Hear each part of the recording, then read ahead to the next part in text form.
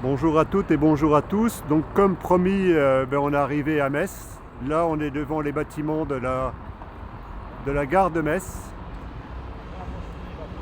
Et là je vais donner la parole à Julien qui est juste à côté de la statue du général de Gaulle. Donc voilà Julien, tu peux y aller. Voilà, bonjour à tous. Donc je suis très content d'être à Metz. Demain donc je donnerai des conseils juridiques à beaucoup de gens. Je me suis déplacé surtout avec pour le MPI7, mouvement de citoyens pour changer la France au regard de la situation chaotique de la France, mais aussi de la guerre qui se prépare, mais qu'il faut éviter parce que aujourd'hui ces hommes politiques véreux, corrompus, ont fait de la France un cimetière. Vous voyez, malheureusement, non plutôt heureusement, je me retrouve devant la statue du général de Gaulle qui lui au moins avait des valeurs, donc je suis très content. C'est un concours de circonstances. Et je voudrais dire simplement que je vais donc faire des vidéos demain fracassantes que vous attendez tous, donc sur la presse française, puisque une information judiciaire est ouverte, des mises en examen de journalistes vont avoir lieu, notamment le journal du dimanche, mais aussi complément d'enquête de France 2, où il ressort indubitablement que soit ce sont des journalistes d'extrême gauche, soit des journalistes d'extrême droite. Ils ont voulu jouer dans la cour des grands. Malheureusement, la cour des grands, ça n'existe pas. Il y a une vraie justice qui arrive. Ça veut dire qu'il y a des magistrats, certes, qui sont corrompus, mais il faut savoir aussi qu'en France, il y a des magistrats honnêtes, mais aussi des policiers honnêtes. Donc j'attaque le journal du dimanche, des journalistes, mais aussi de compléments d'enquête, émission de voyous d'ailleurs qui est mis en cause, notamment par De Villiers, par Didier Deschamps et puis plein d'autres personnes, pour leur méthode mafieuse. Et cette histoire qui déborde sur une fameuse affaire qui fait la une de tout le monde, qui s'appelle les dossiers du Rocher. Donc il va y avoir pas que des révélations, puisque je vais vous montrer des documents, les preuves formelles. Il va y avoir aussi, puisque nous avons eu d'autres nouvelles vraiment importantes, puisque la société Akeo Noao, qui a déjà perdu le procès devant le président de l'association Noël Lapierre, qui est avec moi, et d'autres personnes qui sont derrière. Donc une information judiciaire est ouverte, ça fera partie d'une autre vidéo. Mais aujourd'hui, la gravité de la situation de la France, et personne ne parle de la précarité, de la pauvreté des Français, des problèmes des Français. On nous bassine avec cette presse collabo qui nous raconte toute la journée la guerre entre Israël et la Palestine en nous mentant.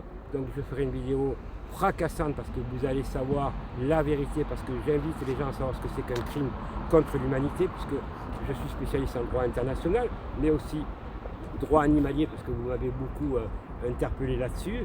Je défends la cause aussi animale, mais pas que ça, puisque mon cursus universitaire est énorme, parce que j'aime ça.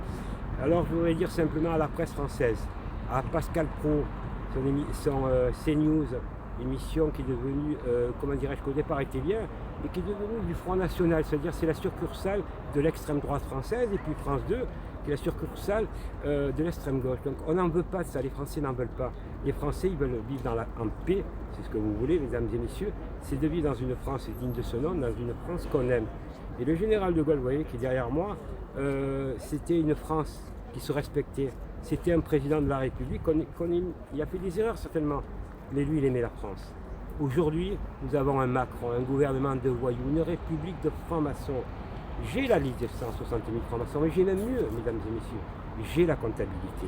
Donc, si demain il devait m'arriver quelque chose, je le dis, parce qu'entre-temps on est menacé, je suis menacé quand même, je leur dis, ne vous inquiétez pas, je ne suis pas suicidaire, et les documents sortiraient parce que beaucoup d'amis à moi les ont, et s'il m'arrive quelque chose, il y a tout qui sort.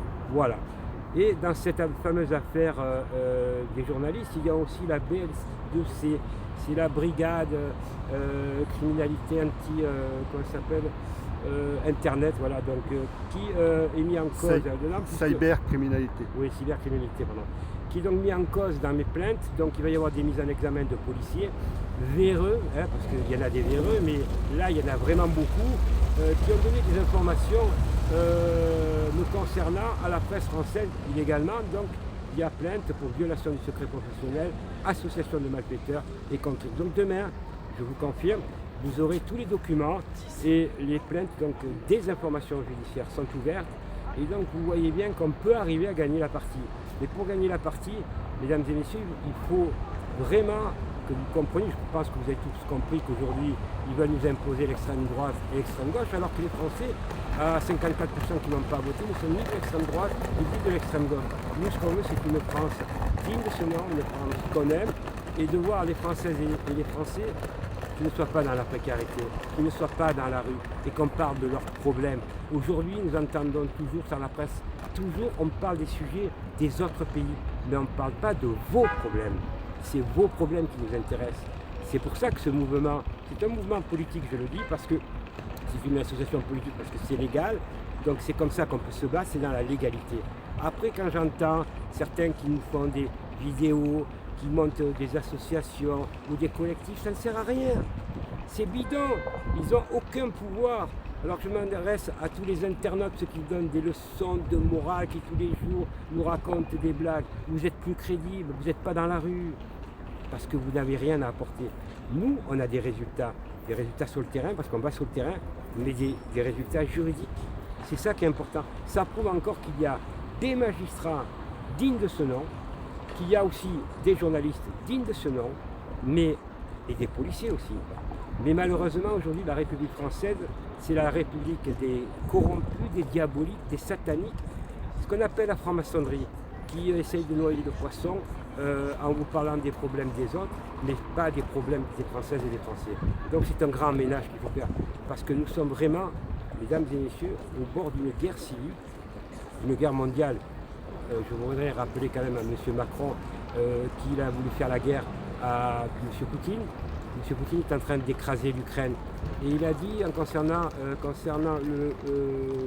le Hamas, en définitive, il a dit du Hamas qu'il voulait faire une coalition contre le Hamas. Comme ça, on aura des attentats en France. Ce personnage est un personnage dangereux. Alors j'entends dire qu'il y a une dissolution. C'est pas nous la dissolution.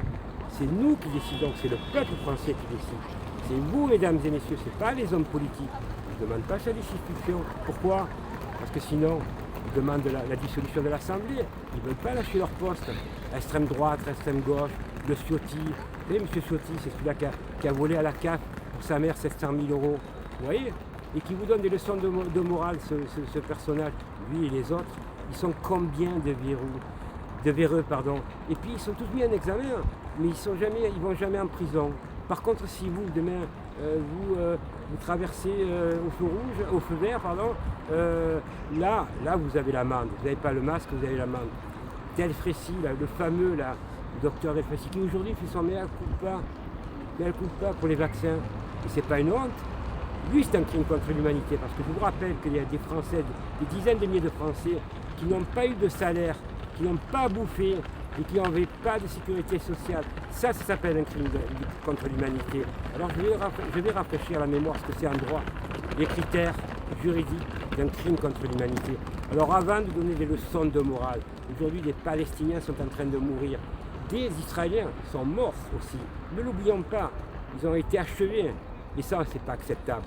On est des humains et on respecte tous les peuples. Ça s'appelle un mouvement de paix. On ne veut pas vivre dans la guerre. Alors rejoignez le MPI7, vous avez les coordonnées et surtout, allez dans le descriptif et vous allez voir. Pour le reste, vous allez trembler demain dans des vidéos explosives. Voilà, ça faisait un moment que j'attendais. Et là, vous aurez des noms, parce que je vais rendre public les noms de ces gens qui pourrissent la vie des Français. En tout cas, merci beaucoup et je suis très content et de remercier les gens de Metz de me recevoir. Vous ne connaissez pas la ville. Très belle ville, très sympathique. Et j'aimerais que la France elle ressemble un peu à Metz et puis beaucoup à des villes parce que je fais le tour de France et des villes magnifiques. Il faut reconstruire la France. Et la reconstruire, c'est avec des gens honnêtes. En tout cas, merci à vous et bonne journée et bonne soirée.